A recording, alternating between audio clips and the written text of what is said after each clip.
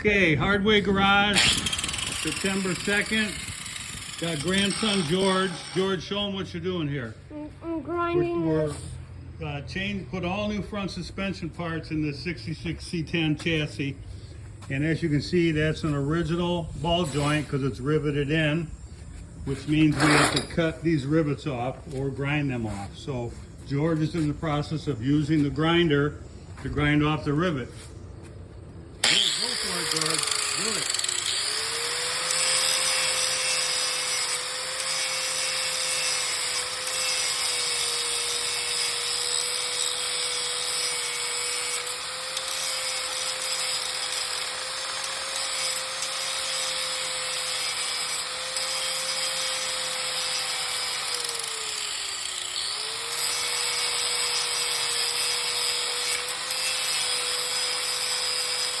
Okay, as you can see,